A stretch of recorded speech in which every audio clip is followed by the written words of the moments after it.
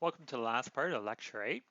In this last part, I just want to kind of come back to systems of linear equations and connect them back up to matrix transformations. So what we want to get out of another thing that we would like to get out of today's lecture is that matrix and linear transformations give us a new point of view of systems of linear equations. So just a kind of quick recap of where we are, and what we've seen so far in this course is back in lecture 1, 2, and 3, we were interested in solving systems of linear equations. And over the last couple of lectures, we've seen different perspectives of this problem, right? So what we can do is we can rewrite it as a matrix equation, solving it as AX equals B, where A, of course, is a coefficient matrix, right? So the coefficient matrix, where the coefficients mean these A's that are showing up here. So that gave us a different point of view of looking at system of linear equations. But now from today's lecture, we saw that this guy right here, to A times X, is somehow giving us information about transformations. Okay? So let's rephrase things in terms of the language of transformation. So what we have is the following. So consider the matrix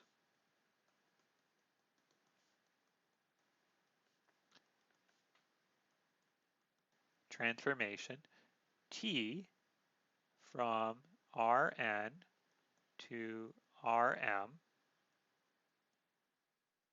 given by Tx equals Ax.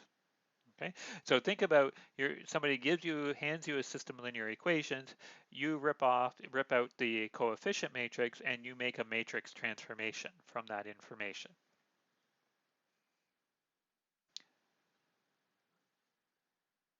So, given a vector B in Rm, so this would correspond to what you want your system of linear equations to be equal to.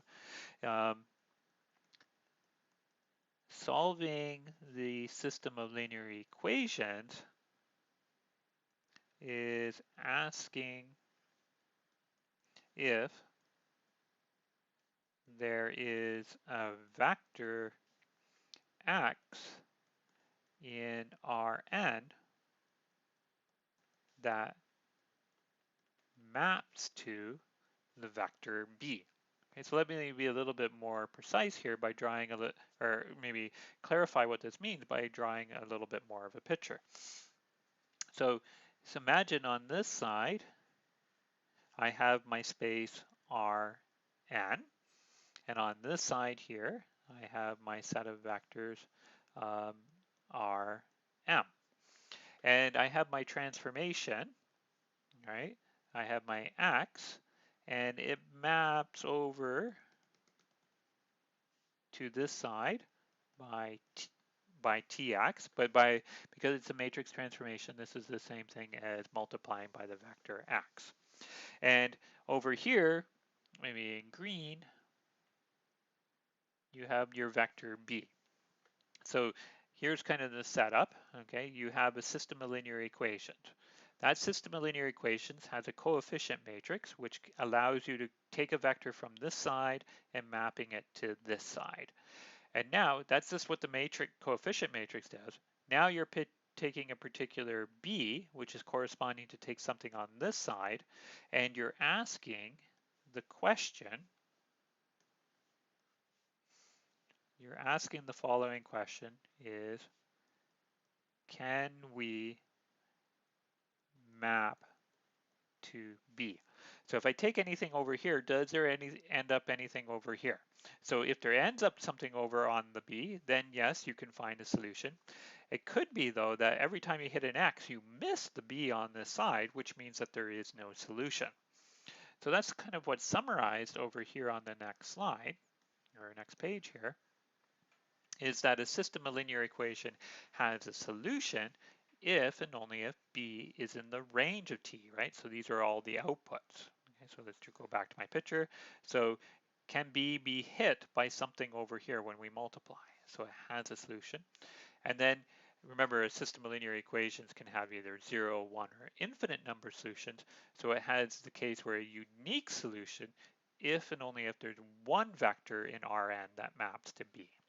So the uniqueness is saying, okay, there's something that goes from X to here, and it's unique if there's only exactly one thing that does that. So we can think about solving system linear equations as mapping vectors from Rn to Rm, and we're asking whether the particular vector B can be mapped onto. So it gives us an entirely kind of geometric or a different point of view of looking at system of linear equations. So there was a lot of kind of important key information in today's lecture, and just let me summarize some of the key ideas for today. So you should know what a transformation is. Secondly, you should know what a matrix transformation is.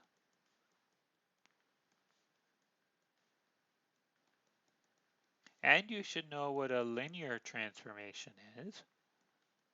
And the important thing here to remember is that matrix transformations and linear transformations are really the same thing. They're just described or defined differently.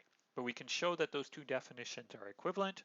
And the other thing that we learned today is a new point of view of systems of linear equations. So we can think of systems of linear equations as somehow being connected to transformations or matrix transformations. So that's it for lecture 8. I hope you enjoyed it, and I'll see you in lecture 9. Have a great day.